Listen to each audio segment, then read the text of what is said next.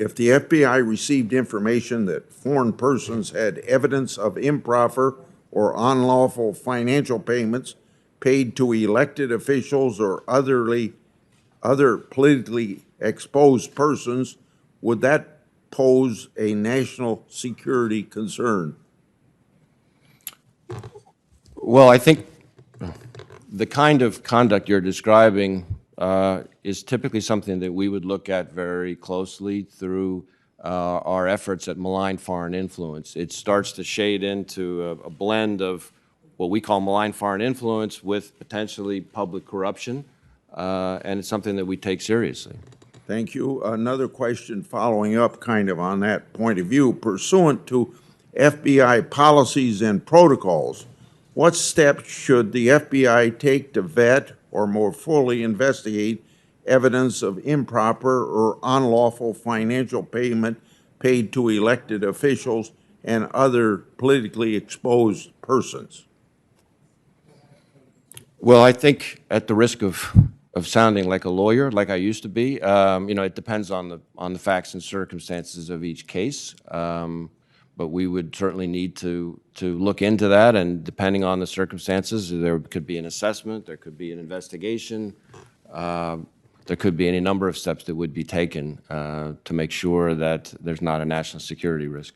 It kind of follows up on what you just said. Does the FBI have a criteria that it uses to evaluate whether information is or isn't disinformation?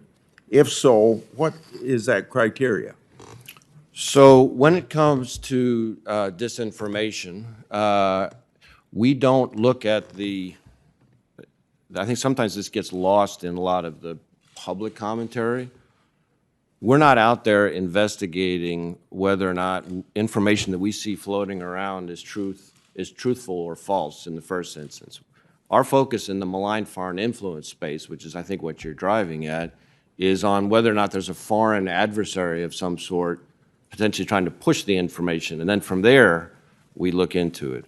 When it comes to disinformation and, say, defensive briefings, for example, there is an interagency process that was set up under the last administration that's OD&I coordinated, because an awful lot of the information that speaks to whether something might be disinformation is coming not from the FBI, but from other intelligence agencies, or in some cases from foreign allies.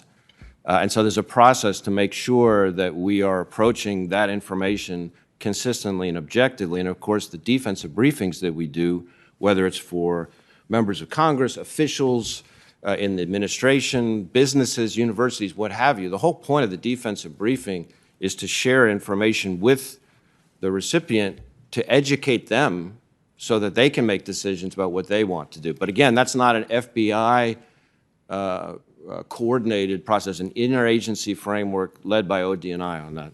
When the FBI receives potential criminal investigation relating to a matter that is subject to investigation and prosecution by a U.S. attorney, is it the FBI's standard practice to share that information with the relevant U.S. attorneys' offices?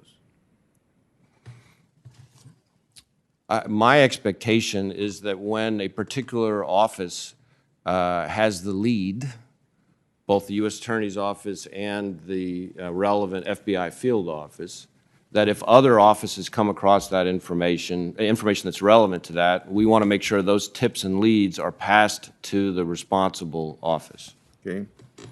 The FBI has a FBI Director Special Agent Advisory Committee that presents reports and concerns to you. The committee consists of FBI agents from all of its field offices. It has been alleged to me that FBI agents provided information outlining concerns that the FBI has become too politicized in its decision-making. It's been alleged that those concerns were removed from this year's final report.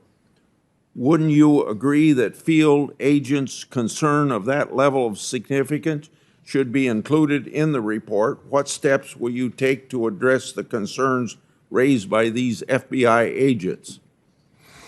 Well, I have conversations on this topic with agents both on the advisory committees and even outside the committees all the time. Like, so when I go out to field offices, for example, one of the things that I do, and especially in this second round of field office visits, is that I said I want to cut away all the layers between me and the frontline supervisors down at the coalface in the field offices. So in every one of these field offices on this second round of visits, I said, no management, just me and them, 45 minutes or so.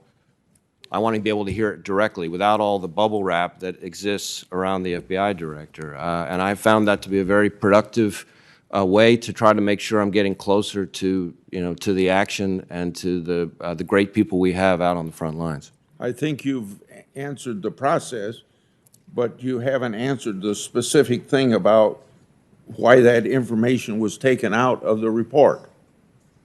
Yeah, I'm not familiar with the Can you specific. follow up and get back to me? Let me see if there's something we can share with you on that.